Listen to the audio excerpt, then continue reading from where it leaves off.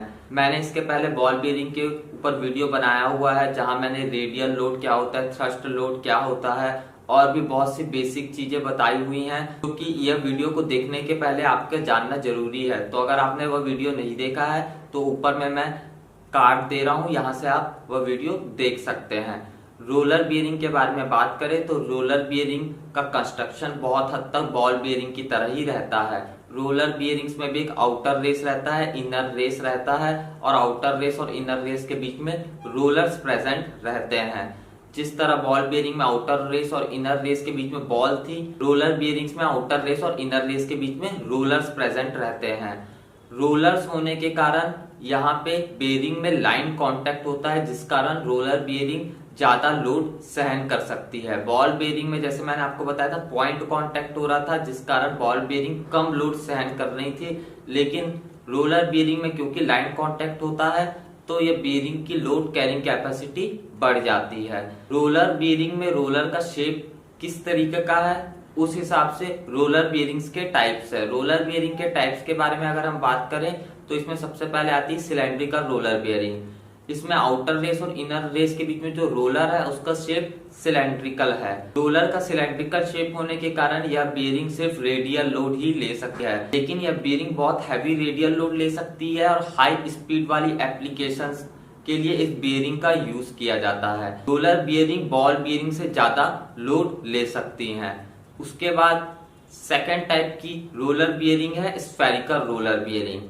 Cylindrical roller bearing का disadvantage यह था कि यह सिर्फ रेडियल लोड ले पा रही थी, क्योंकि इसमें जो रोलर थे उनका शेप सिलेंड्रिकल था। लेकिन स्फेरिकल रोलर बियरिंग में जो रोलर्स हैं उनका शेप थोड़ा स्फेरिकल रखा जाता है, जिसके कारण यह बियरिंग रेडियल लोड भी ले सकती है और थ्रस्ट लोड भी ले सकती है। और साथ साथ क्योंकि इसमें रोलर्स का शेप स्फेरिकल है तो उसी हिसाब से आउटर रेस और इनर रेस का भी शेप स्फेरिकल दिया जाता है, जिसके कारण यह 1.5 डिग्री तक सेल्फ अलाइनमेंट कर सकती है, यानी कि 1.5 डिग्री तक इन बियरिंग में सेल्फ अलाइनमेंट पॉसिबल रहता है। तो अगर हम रोलर बियरिंग में सिलेंड्रिकल रोलर के शेप को अगर हम हल्का सा स्फेरिकल कर देंगे तो यह बियरिंग रेडियल के साथ साथ थ्रस्ट लोड भी लेने लगेगी और सेल्फ अलाइनमेंट भी यहाँ पे पॉसिबल हो जाएगा। थ्रस्ट लोड वाले एप्लीकेशन में ज्यादातर डबल रो वाली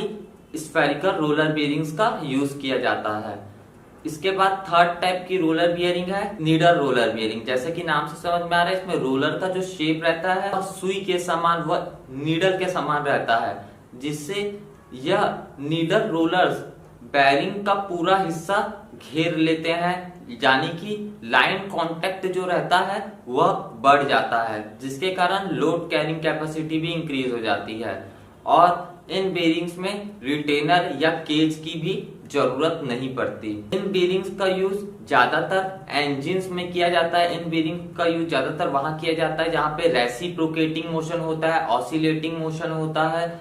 जैसे कि पिस्टन पिन में इस बेयरिंग का यूज किया जाता है, हैवी डीजल इंजन की पिस्टन पिन में इन बेयरिंग्स का यूज किया जाता है। इसके बाद आखिरी में आती है tapered roller bearing. Tapered roller bearing जैसे नाम से समझ में आ रहा है, इसमें रोलर्स का जो शेप है वो थोड़ा टेपर्ड रहता है। रोलर का शेप कोन के समान रहता है, जिसके कारण दोनों एक्सिस में यानी कि दोनों तरीके के लोड, एक्सियल लोड और थ्रस्ट लोड, यह बियरिंग सहन कर सकती है। यह बियरिंग भी बहुत से अलग अलग कॉम्बिनेशंस के साथ आती है, जैसे कि double row tapered roller bearings और अलग अलग कोन एंगल्स के साथ यह बियरिंग्स अवेलेबल हैं। अब हम बात करते हैं कि बेयरिंग को आखिर किस मटेरियल से बनाया जाता है और बेयरिंग को आखिर किस तरीके से बनाया जाता है। बॉल बेयरिंग या रोलर बेयरिंग दोनों में ही लोड लगातार वैरी करता रहता है, लोड का मैग्नीट्यूड लगातार वैरी करता रहता है, इसलिए बॉल या फिर रोलर्स यह दोनों को बहुत अच्छी क्वालिटी के स्टील से बनाया जाता है।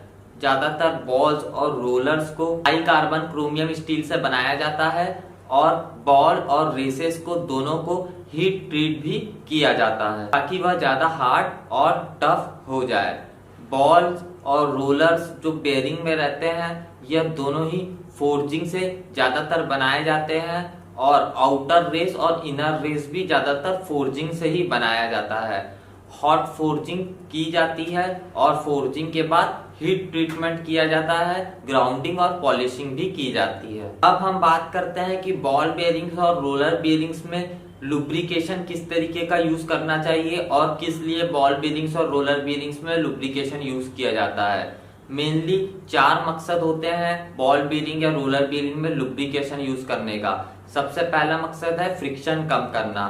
बॉल बेयरिंग और रोलर बेयरिंग दोनों में ही कुछ ना कुछ तो फ्रिक्शन प्रेजेंट रहता है, उसे कम करने के लिए लुब्रिकेंट्स का यूज किया जाता है। सेकंड, करोजन और रस्टिंग को अवॉइड करने के लिए लुब्रिकेंट्स का यूज बेयरिंग में करोजन या और रस्टिंग को अवॉइड करने के लिए भी किया जाता है। वाटर और डर्ट पार्टिकल्स को भी बेयरिंग से दूर रखने के लिए लुब्रिकेशन का यूज किया जाता है।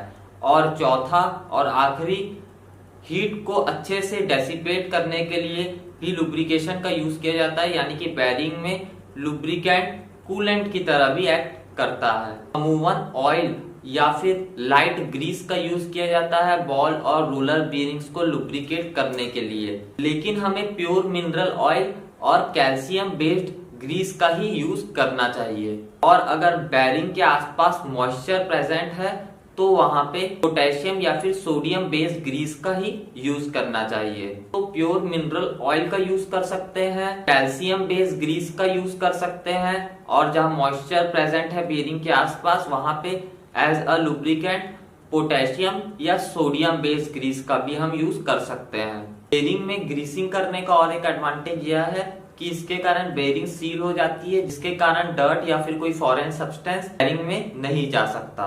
लेकिन बेयरिंग में जरूरत से ज्यादा आप ग्रीसिंग कर देंगे तो बेयरिंग का टेम्परेचर धीरे धीरे इंक्रीज होने लगेगा।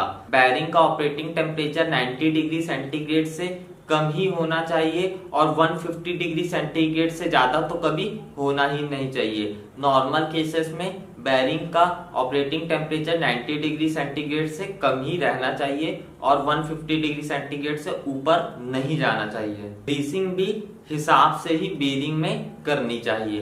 तो दोस्तों, आज हम लोगों ने रोलर बेयरिंग के बारे में बात की, रोलर बेयरिंग के टाइप्स के बारे में बात की, और साथ में मैंने आपको बेयरिंग के मटेरियल्स के बारे में भी बताया, और मैंने आपको बताया कि बेयरिंग में लुब्रिकेशन क्यों किया जाता है और लुब्रिकेशन हमें किससे करना चाहिए। तो मुझे उम्मीद है कि आपको ये वीडियो पसंद आया होगा। अगर पसंद आए तो जरूर इस वीडियो को लाइक कीजिए, इस वीडियो को शेयर कर दीजिए अपने फ्रेंड्स के साथ, और मैकेनिकल गुरु यूट्यूब चैनल को अभी तक आपने सब्सक्राइब नहीं किया है तो सब्सक्राइब करना तो बनता है, सब्सक्राइब कर लीजिए, क्योंकि मैं आपके लिए रोज ऐसी अच्छी वीडियोस लेके आता रहता हूँ। और बेल आइकॉन को भी दबा देना, क्योंकि यूट्यूब के नए एल्गोरिदम के हिसाब से बेल आइकॉन अगर आप नहीं दबाएंगे तो आपको अपडेट्स नहीं मिलेंगे। जल्दी मिलेंगे। जय